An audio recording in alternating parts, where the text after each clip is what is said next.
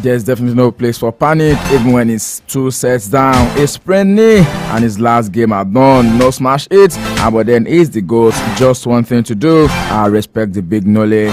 This win definitely came at a cost last night. So it's so much to be worried about going into the next round of matches. Not too good weather in Paris. The rain definitely disrupting a lot of games. And then you will agree with me, it's not too good for the players. Away from that, we'll talk about the Super Eagles of Nigeria as well. Camp, you can say, in this survey right now, because 8 players are still very much hanging, and yes, their fate is not yet decided. Still 15 players in camp as at this morning. So much to talk about. Crucial 3 points, leaving Coach Finidi George and Ugo Bruce at a crossroad. I will see how that one is going to pan out, whether or not the Bafana boys are even going to be able to make it into the country. Good morning, listeners, and welcome to Sports in a Jiffy on your most exciting breakfast show, the Morning Park Show, right here on Empire Radio 102.1 FM. Big stories coming through in the world of sport this morning. The very best stories, the ever exciting, ever dynamic, and sometimes controversial world of sports. Don't forget that we serve this package every weekday from 10 a.m. down to the flip side of 10. It's a Tuesday edition today, the 4th day in the month of June, 2024. So much grateful to God up there. We have to reference him for keeping us up to this moment. Welcome to the show, citizens. Whether you're a sports person, an athlete, or someone just loves the thrill of the game, I tell you, this is the right place for you to be, because the early beta has gone all around the world to finally create all of the top scores. And I'll be right here giving it to you in bits and pieces, just the way you like it.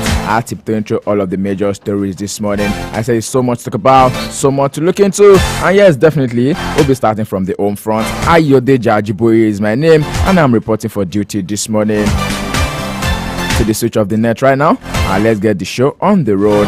Super Eagles preparation in disarray as the strike definitely ground lot of flights. The Super Eagles of Nigeria's preparations for the crucial 2026 World Cup qualifiers has been severely disrupted after a nationwide strike grounded all domestic flights in Nigeria.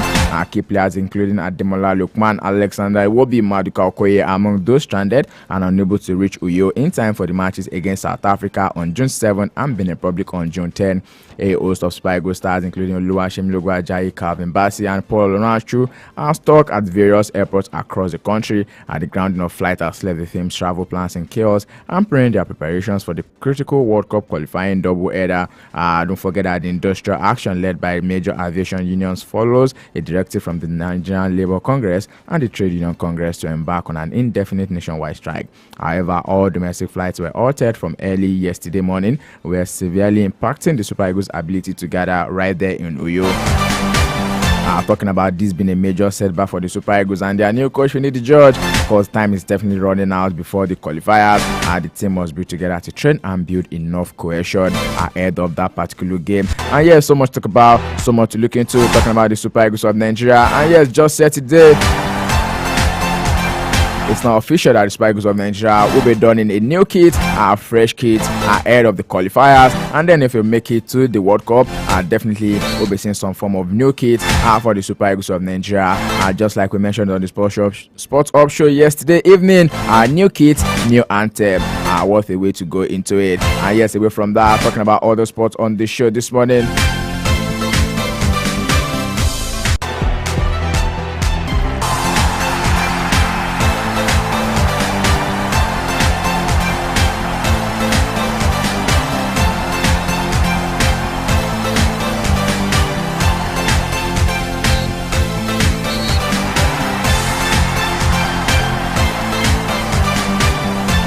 Two debutant teams, Crown Polo and Mangal Cement, displayed exceptional skill on Sunday at the ongoing 2024 UNICEF Charity Shield Polo Tournament, which heads into its grand finale this week at the Choka Polo and Country Resort in Kaduna.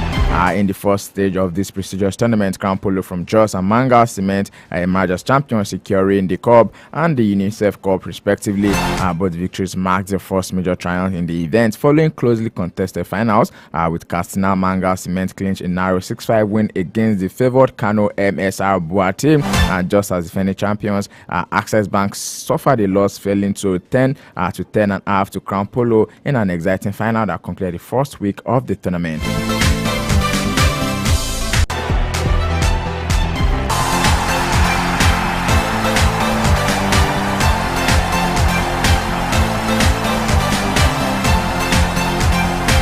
Away from that, straight to Europe this morning. One man who is definitely writing his name in the record book, because yes, he's now made it 370 wins in the Grand Slam, beating the records that was formerly set by Roger Federer. Talk about him, Big Noli. I definitely want to put some respect on his name. Yesterday, played out through injury. Let's quickly hear the snip from him. That affected the knee, and then I started feeling the pain and asked for the physio treatment and the medical timeout, and try to take care of it. And it did disrupt me definitely in play for two sets and a half. I didn't want to stay in the rally too long. Every time he would make sudden drop shots or change directions, and I would not be feeling comfortable to do the running. And at one point I didn't know, to be honest, whether I should continue or not. What's happening? I got the medications, and then after the third set was done, I asked for more medications, and I got them, and that was the maximum dose that kicked in, as I heard now from doctor, after 30 to 45 minutes, which was just about the time, kind of end of the fourth. Soundbite from the Big Noli himself. The standalone record of 25 Grand Slam titles winner Novak Djokovic, yes, defending champion, does not know if he will be fit enough to play his French Open quarterfinals after blaming the slippery Roland Garros clay for aggravating a knee injury. And Novak Djokovic, who is 37, definitely showed us supreme powers of recovery once again to come through a 5-set marathon against Argentina's 23rd seed Francisco Cerundolo in the 4th round yesterday. Don't forget, they were part of the sports option yesterday between myself and Adeni Falana. We were discussing this man and then talking about the number of timeouts he's going to call for just to make sure it gets out on top of this particular encounter. Well, he did it with 2 sets down, and yes, now making it into history. 370 Grand Slam wins. No one is beating that anytime soon. Don't forget, he was hampered by injury, and then he had to suffer for a 6-1, 5-7, 3-6, 7-5, 6-3 before he was able to get the win against the 23rd seed Francisco Cerundolo. So he's now going to be facing another big test, guys. Don't forget, before Cerundolo, it was Musetti, and now against Casper Ruud. The Serb beat in last year's final in the last 8 on Wednesday. So much to play for between these two guys. I tell you, a big matchup coming through in the quarterfinals of the French Open. Really, of course, yes, giving you a rundown of all of the matchups. It's going to be Novak Djokovic up against Casper Ruud.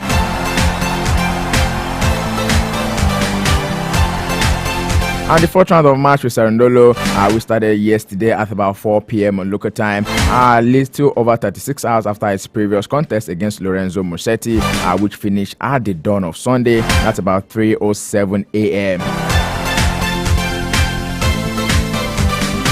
Anyway, from that, Alexander Zverev defeated Ogaruni at 1:40 local time in Paris to reach the French Open quarterfinals with a thrilling 5-set win.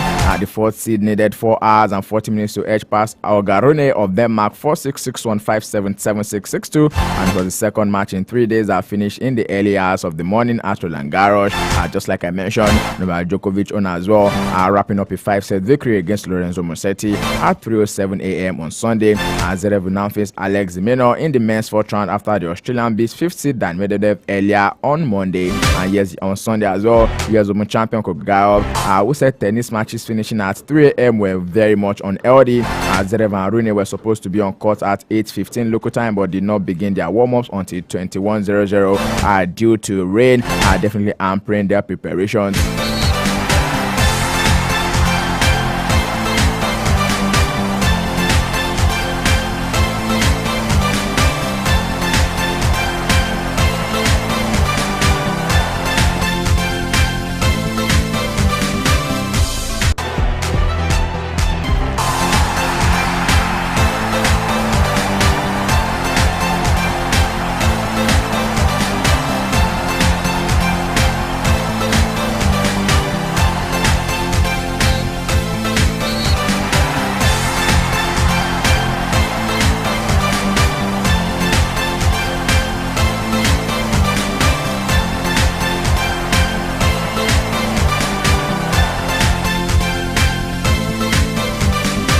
And from the ATP to the WTA this morning, Aryna Sabalenka sent an ominous message to her rivals as she passed Emma Navarro to reach the French Open quarterfinals as well. Russian Open champion Sabalenka will play the controlled aggression to complete a dominant 6-2, 6-3 win over 22nd seed Navarro. Belarusian Sabalenka lost to Navarro on the India World Cup at court earlier this season, but she overwhelmed the American on the Paris clay.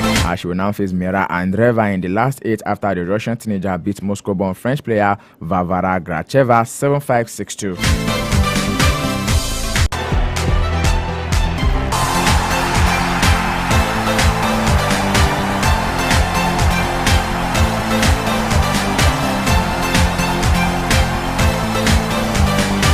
Switching back to the football side of life this morning, so much to talk about, so much to look into, and then just so you know, yesterday it was official, and then it's been confirmed that Kylian Mbappe is now a Real Madrid player. And his own words, he said, Real Madrid move, a dream come true. Who wouldn't wish to be a Real Madrid player at the beginning of a Galactico? Well, 256 goals for Paris Saint-Germain.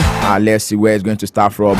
With Real Madrid, France or Kylian Mbappe says a dream come true as his long-awaited move to Real Madrid was confirmed yesterday evening. Mbappe, who is 25, will move to Bernabeu Stadium on a 5-year deal when his Paris Saint-Germain contract expires on 30th of this month. He will be earning about 50 million euros. That's about 12.8 million pounds a season, plus a 150 million euro, about 128 million pounds signing on bonus to be paid over 5 years, and he will keep a percentage of his image rights. Don't forget, he's always having issues when it comes to image rights, just the way he had it with Paris Saint-Germain at a point in time. And now he's going to be joining a Madrid side fresh from winning La Liga as they captured the record extended 15 European crown with victory over Borussia Dortmund in the Champions League final. Mbappe's arrival in the Spanish capital is likely to prompt suggestions of a new Galactico era at the club, given the exciting prospect of lining up alongside Brazil forward Vinicius Jr., Rodrigo, and fellow new signing Endrick, who is going to be joining from Palmeiras later this summer. And then England midfielder as well, Jude Bellingham.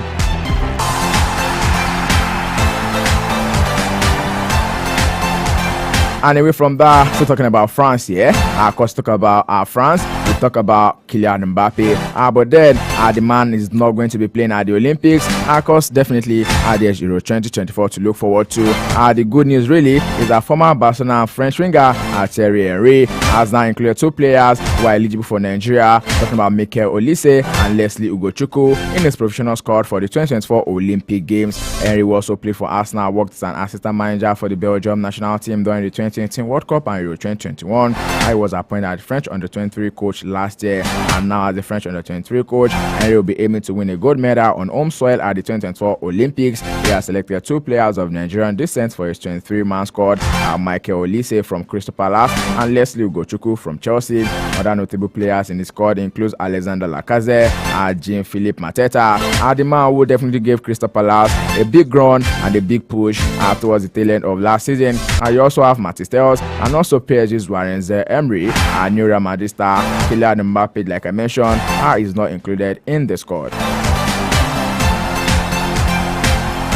Sporting a Jiffy right here on 9 Radio 102.1 FM. Big stories coming through this morning, and I'll be giving it to you just the way you like it. Bits and pieces of all the major stories. I'll tiptoe through these major stories. 70 to you fast with all facts. I'll be making it compact for you.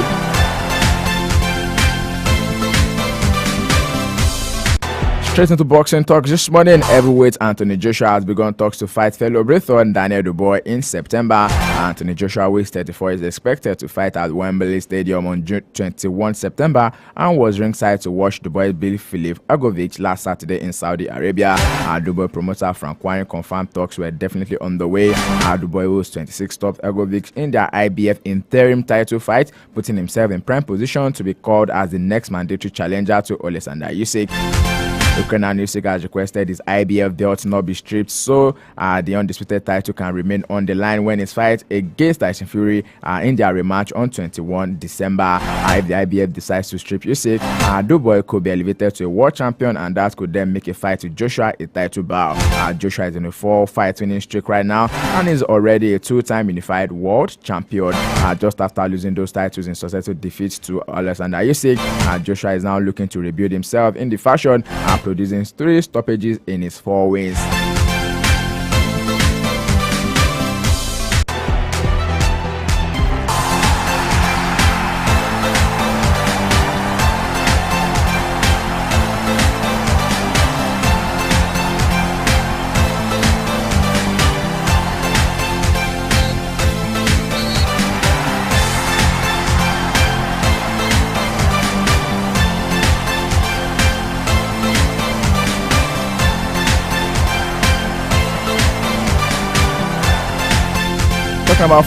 Talking football on the home front this morning, and yes, AFCON star Emilia Unsue has been ruled as ineligible for international career. This man, after playing 43 matches, has now been said he is not fit to play for Equatorial Guinea.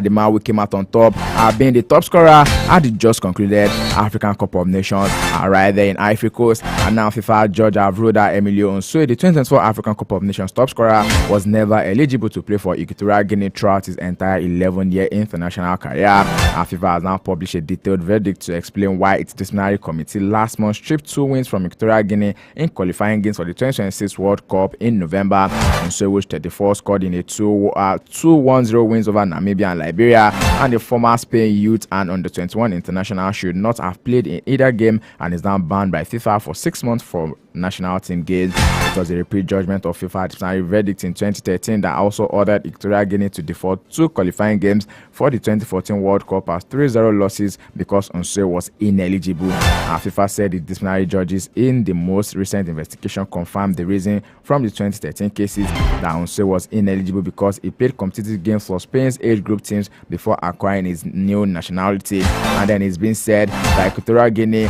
until 2011 does not allow their citizens to have dual nationality.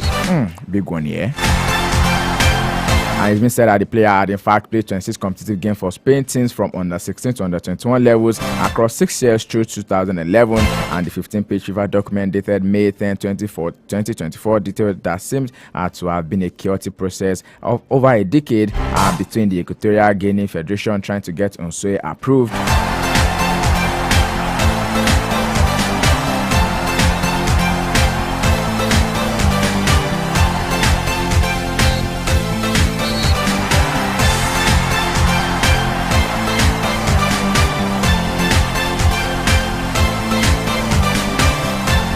Sports in Jiffy right here on Empire Radio 102.1 FM. Definitely looking to all of the top scorers this morning.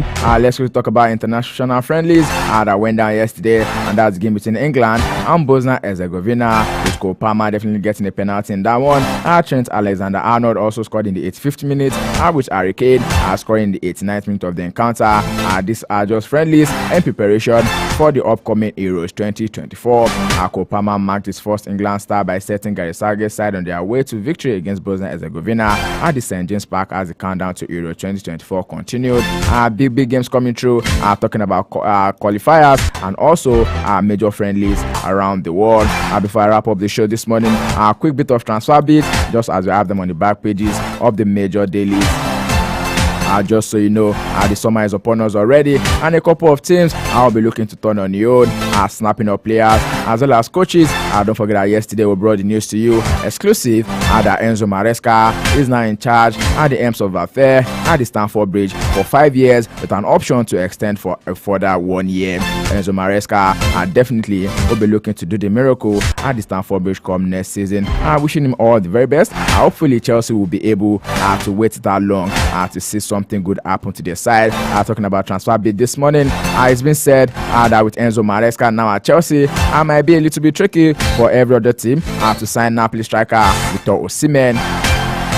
However, Victor Osimhen remains one of the most sought-after players of the summer, and then according to reports, Arsenal have a chance of landing him if they are prepared to use either one or both of Emil Smith-Rowe and Takeru Tomiyasu in part exchange. Osimhen, who is 25, has a release clause of about 130 million euros in his contract with Gil Aruzzi that runs until 2026. In other news, Manchester United are planning talks with Jadon Sancho before deciding on his future. Sancho hasn't played for United since August following a public bust-up with manager Erik ten Hag. But then Sancho has come out to say, okay, if Erik ten Hag leaves, then maybe I can continue to play for Manchester United. And then another news, just like you know, yesterday, Real Madrid officially announced Kylian Mbappe as their new player, ending half a decade coy with Paris Saint-Germain. And away from that, new Barcelona boss Hansi Flick is hoping to beat Manchester City and Real Madrid to signing off Bayern Munich Joshua Kimmich this summer, despite his club's limited financial powers, according to reports. City are regarded as favourites to sign the 29-year-old as a result of boss Pep Guardiola's having worked with German international Bayern Munich. And another news, Manchester United and Liverpool are both monitoring the situation of Sporting CP centre-back Gonzalo Inacio. The 22-year-old is contracted until 2020. 2027. And years away from that, AC Milan hunt for a new right back continues, and Tottenham Hotspur Emerson Royal remains a top target for them. Omar Fosun looks set to leave Manchester United as a free agent, having reviewed to sign a new contract with the club. Sporting a Jiffy it is, and I'll be serving it in a Jiffy. I'll call it a wrap on the package this morning. Many thanks to you for being a part of the show. Do well to join us tomorrow for another edition of this package. Sporting a Jiffy right here on Empire Radio 102.1 FM. And yes, it's been said that West Ham are closing in on the 30 million euros. That's about 25.5 million pounds signing of 18-year-old Brazilian midfielder Luis Guilherme from Palmeiras. And Hamas director of football Tim Stedin has been in Brazil trying to bolster their new manager Junior Lopetegu's squad.